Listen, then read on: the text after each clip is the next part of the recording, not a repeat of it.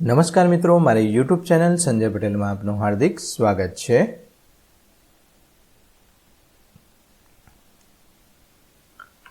બાળ મિત્રો, આજે આપણે ધોરણ 9 વિષય છે ગણિત, તેનું પ્રકરણ 1, તેનું નામ છે સંખ્યા પદ્ધતિ। તેની સ્વઅધ્યયન પોથીનું સંપૂર્ણ સોલ્યુશન આજે આપણે આ વિડીયોની અંદર જોવાના છીએ। પરંતુ તે પહેલાં જે મિત્રો અમારી ચેનલમાં નવા છે, જેમણે હજુ સુધી અમારી ચેનલને સબસ્ક્રાઇબ નથી કરી, તે અમારી ચેનલ જરૂર સબસ્ક્રાઇબ કરે, વિડીયો લાઇક કરે, શેર કરે અને બેલ નોટિફિકેશન આઇકોન ઓન કરે, જેથી અમારા દરેક નવા વિડીયોની નોટિફિકેશન તમારા મોબાઈલની સ્ક્રીન પર મળી શકે। મિત્રો, આ દરેક વિડીયોનું PDF સ્વરૂપે સોલ્યુશન મેળવવા માટે તમારા મોબાઈલના પ્લે સ્ટોરમાં વિશ્વગુરુ સંજય પટેલ સર્ચ કરી એપ્લિકેશન ઇન્સ્ટોલ કરી શકશો। તદ્દન ફ્રી એપ છે, કોઈપણ પ્રકારનો ચાર્જ તમારે આપવાનો નથી। શરૂઆતની સ્ક્રીન આવી જોવા મળશે, તેમાં સ્વઅધ્યયન પોથી પર ક્લિક કરી ધોરણ 9 પસંદ કરી વિષય ગણિત પર ક્લિક કરતા વિડીયોના ઓપ્શન પરથી તમે વિડીયો જોઈ શકશો। PDFના ઓપ્શન પરથી તમે PDF સ્વરૂપે સોલ્યુશન મેળવી શકશો। ખૂબ જ સારી એપ છે, એકવાર જરૂર ડાઉનલોડ કરીને જોજો। તો ચાલો સોલ્યુશન છે તે શરૂ કરીએ। અહીં અધ્યયન મુદ્દા આપેલા છે। સમય સંખ્યા કોને કહેવાય, અસમય સંખ્યા, પાયથાગોરસનો સિદ્ધાંત શું કહે છે, તેનો નિયમ શું છે, તે દરેક વસ્તુ આ છે એકવાર આખા પાઠની અંદર, એટલે કે આખા પ્રકરણની અંદર જે IMP ટોપિક આપણે કહીએ તે તમામ વસ્તુઓ અહીંયા આપેલી હોય છે, એકવાર તે તમારે જોઈ લેવાની છે। હવે વિભાગ A છે, જેમાં યોગ્ય વિકલ્પ પસંદ કરવાનો છે અને તેનો ક્રમ ચોરસ ખાનામાં લખવાનો છે। તો પહેલામાં C આવશે, તમારે ગણતરી કરવી પડશે, શીખવાનું છે। આ દરેક મારા વિડીયો છે ગણિતના, તે તમારે જાતે સોલ્યુશન કરવાનું છે। ના સમજાય તો જ મારા વિડીયોનો સહારો લેવાનો છે, આ ફક્ત સોલ્યુશન પૂરતું જ છે। બીજું છે, બીજામાં A આવશે, ત્રીજામાં D, ચોથામાં D આવશે, પાંચમાની અંદર D, છઠ્ઠામાં D, સાતમામાં C, આઠમામાં D આવશે।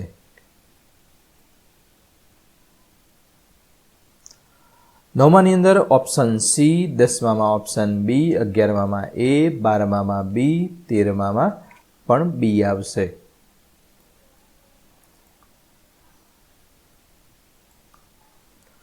ચૌદમામાં ઓપ્શન B, 15મામાં ઓપ્શન C, 16મામાં ઓપ્શન A, 17મામાં ઓપ્શન B આવશે। 18માની અંદર ઓપ્શન B, 19મામાં ઓપ્શન B અને 20મામાં પણ ઓપ્શન B આવે છે। હવે પ્રશ્ન 2 છે, ખરા ખોટા છે કે તે જણાવવાનું છે। બાજુના ચોરસ ખાનામાં ખરા ખોટાની નિશાની કરવાની છે। 21મું, દરેક પૂર્ણ સંખ્યા એ પ્રાકૃતિક સંખ્યા છે, જે ખોટું છે। દરેક પૂર્ણાંક સંખ્યાને પૂર્ણ સંખ્યા છે, તે પણ ખોટું છે। 23મું, -1 એ સમય સંખ્યા છે, તે વિધાન ખરું છે। 24મું, દરેક સમય સંખ્યા એ પૂર્ણાંક સંખ્યા છે, તે વિધાન ખોટું છે। 25મું ખોટું, 26મામાં ખરું, 27મું ખરું, 28મું ખરું, 29મું ખોટું, 30મું ખોટું આવશે। 31મું છે, તે વિધાન ખોટું છે। 32મું, તે પણ ખોટું છે। 33મું વિધાન ખોટું છે। 22/7 અસમય સંખ્યા છે, તે વિધાન ખોટું છે। 35મું, પાઈ અસમય સંખ્યા છે, તે વિધાન ખરું છે। પાઈનું દશાંશ નિરૂપણ શાંત છે, તે વિધાન ખોટું છે। 37મું છે, 22/7 એટલે કે 22/7નું દશાંશ નિરૂપણ અનંત આવૃત છે, તે વિધાન ખરું છે। પાઈ એ વર્તુળના પરિઘ અને વ્યાસનો ગુણોત્તર છે, ખરું। 39મું, વર્ગમૂળમાં 2024 એ અસમય સંખ્યા છે, તે વિધાન ખરું છે। 40મું, તે વિધાન ખરું છે। 41મું ખોટું, 42મું ખોટું છે। 43મું વિધાન ખરું છે। 44મું, તે પણ વિધાન ખરું છે અને 45મું, તે વિધાન ખરું છે। વિભાગ B છે, પ્રશ્નોની ટૂંકમાં ગણતરી કરીને જવાબ આપવાના છે। તેમાં 46મું, 3 અને 4 વચ્ચેની 4 સમય સંખ્યા લખવાની છે। તો આ પ્રમાણે તમે ગણતરી કરી અને 4 જે સમય સંખ્યા આપણને મળી છે, તે આ પ્રમાણે તમે લખી શકશો। 47મું છે, 3/5 અને 4/5 વચ્ચેની 4 સમય સંખ્યા લખવાની છે, તો આ પ્રમાણે તમે ગણતરી કરી અને 4 સમય સંખ્યા લખી શકો. મિત્રો ફરી કહું છું, આ દરેક વિડીયોનો સહારો તમારે સોલ્યુશન પૂરતો જ લેવાનો છે. ના સમજાય, ના આવડે તો જ લેવાનો છે, બાકી તમારે જાતે ગણવાનો પ્રયત્ન કરવાનો છે. 48મું છે 4 અને 2 વચ્ચેની 4 સમય સંખ્યા, તો આ મુજબ ગણતરી કરી તમે લખી શકશો. 49મું છે 3 પંચમાંશને સમાન હોય તેવી 4 સમય સંખ્યા લખવાની છે, તો આ પ્રમાણે ગણતરી કરતા તમે લખી શકશો.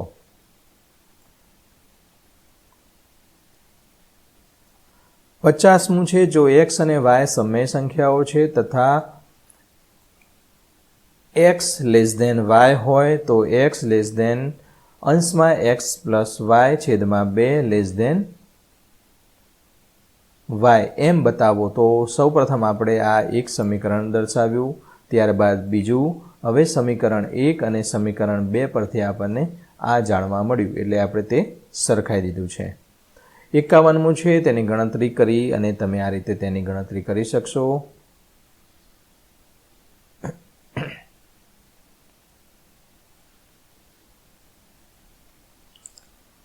52મું છે સંખ્યા રેખા પર વર્ગમૂળમાં 2 દર્શાવવાનું છે, તો આ રીતે તમે સંખ્યા રેખા દોરી વર્ગમૂળમાં 2 છે એ તમે દર્શાવી શકશો. 53મું છે સંખ્યા રેખા પર વર્ગમૂળમાં 3 દર્શાવવાનું છે, તો આ રીતે તમે દર્શાવી શકાય. 54મું છે વર્ગમૂળમાં 5 ને સંખ્યા રેખા પર દર્શાવવાની છે.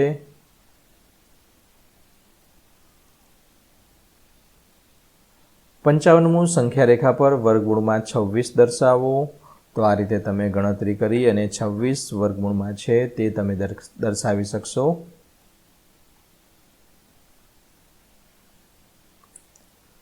56મું છે 1 સપ્તમાંશ, એટલે આ રીતે આપણે લખી શકીએ, એટલે કે આની કિંમત આટલી છે. આ પરથી 2 સપ્તમાંશ, 3 સપ્તમાંશ, 4 સપ્તમાંશ અને 5 સપ્તમાંશની દશાંશ અભિવ્યક્તિ મેળવો. એટલે કે આ રીતે દશાંશ અભિવ્યક્તિ આ ચારે સંખ્યાની મેળવવાની છે. તો હવે જોઈએ, તો 1 સપ્તમાંશની કિંમત આપણને મળી ગઈ છે, તો આ 1 સપ્તમાંશ. અહીંયા 2 સપ્તમાંશ છે, તો અહીંયા 2 સપ્તમાંશ લખ્યા. હવે આ 2 ઉપર છે એને આપણે આ રીતે 2 વડે ગુણી શકીએ. હવે 1 સપ્તમાંશ રહ્યા, તો આ 1 સપ્તમાંશની કિંમત આપણને આટલી મળે છે, એટલે કે આ બંને સરખી છે, એ જ કિંમત આપણે લખી દીધી. હવે શું કરવાનું, આ આખી સંખ્યાને આ 2 વડે ગુણવાના છે. 2 વડે ગુણતા આપણને આટલો જવાબ મળે, તો આગળ 0 પોઈન્ટ આ જે જવાબ છે એ આ દશાંશ અભિવ્યક્તિ 2 સપ્તમાંશની કહેવાય. તે જ રીતે આપણે જોઈએ તો 3 સપ્તમાંશ છે, તો 3 વડે ગુણવાના છે. 1 સપ્તમાંશની કિંમત છે તે લખી દેવાની છે. આને આ 3 સાથે ગુણતા આપણને આટલો જવાબ મળે, તો 0.428571 જે આ 3 સપ્તમાંશની અભિવ્યક્તિ છે. તે જ રીતે અહીં આને 4 વડે ગુણવાના છે અને આને 5 વડે ગુણવાના છે, અને તે રીતે આપણને જવાબ આપતા દશાંશ અભિવ્યક્તિ આ રીતે મળશે. 97મું છે તેનું જવાબ છે તમે આ રીતે લખી શકશો. ગણતરી કરવાની છે. મિત્રો આ દરેક વિડીયોનો સહારો તમારે સોલ્યુશન પૂરતો જ લેવાનો છે. ગણિત એક એવો વિષય છે જે તમારે જાતે ગણવું પડશે, સમજવું પડશે. 58મું છે સાબિત કરો કે 0.3333 બરાબર 0.3 આ જે છે તેને સાબિત કરવાનું છે. તો આ જે મળ્યું તે આ રીતે તમે ગણતરી કરી અને દર્શાવી શકાશે.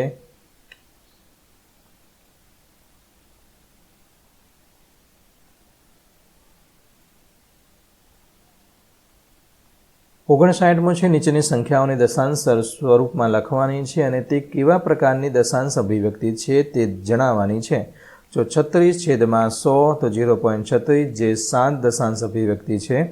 5/11 એટલે કે આ ટપકા લાંબુ આવતું જ જાય, જેને અનંત આવૃત દશાંશ અભિવ્યક્તિ કહેવાય. 4.1 અષ્ટમાંશ જે તે પરફેક્ટ આટલો જવાબ મળે છે તે 7 દશાંશ અભિવ્યક્તિ છે. 329/400 તે પણ 7 દશાંશ અભિવ્યક્તિ છે.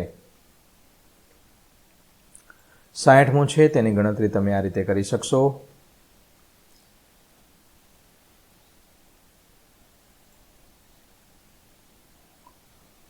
સાદુરૂપ આપો 61,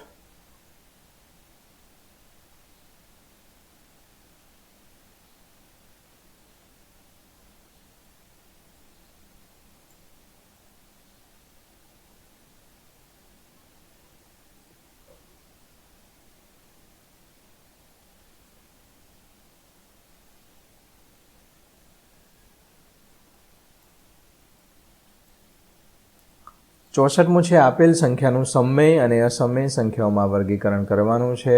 તો આની ગણતરી આપણે આ રીતે કરી શકીએ. સમય સંખ્યામાં અને અસમય સંખ્યામાં કઈ કઈ આવે છે? તો આ છે અસમય સંખ્યાનો જવાબ મળ્યો આપણને, અને આટલી જે સંખ્યા છે તે અસમય છે, અને આ જે સંખ્યા છે તે સમય સંખ્યા છે. 65મું છે નીચે આપેલ સંખ્યાની કિંમત શોધો. તો 81ની 1/2 ઘાત, તો 9 × 9 81, તો 9નો વર્ગ, અને આ 2 ઉડી ગયા તો 9 આવશે. તે જ રીતે 216ની 1/2 ઘાત, તો 6 ને 3 વખત ગુણીએ તો 6 × 6 = 36, 36 × 6 216, તો તેનો જવાબ પણ આપણને 6 મળશે. તે જ રીતે આ બાકીના ત્રીજું અને ચોથું બંનેની ગણતરી કરી શકશો.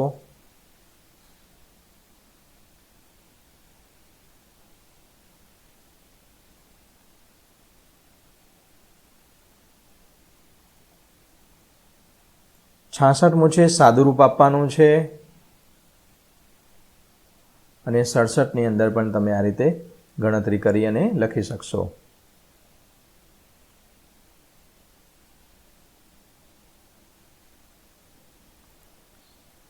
વિભાગ સી છે પ્રશ્નોની ગણતરી કરી જવાબ આપો. 68મું છે વર્ગમૂળમાં 9.3ને સંખ્યા રેખા પર દર્શાવો. તો આ રીતે સંખ્યા રેખા પર દર્શાવવાની છે, ડાયરેક્ટ તમારે દોરવાનું નથી. આ જે નિયમ છે તે આધારે તમારે પરિકરની મદદથી, ફૂટપટ્ટીની મદદથી આ તમારે દોરવાનું છે.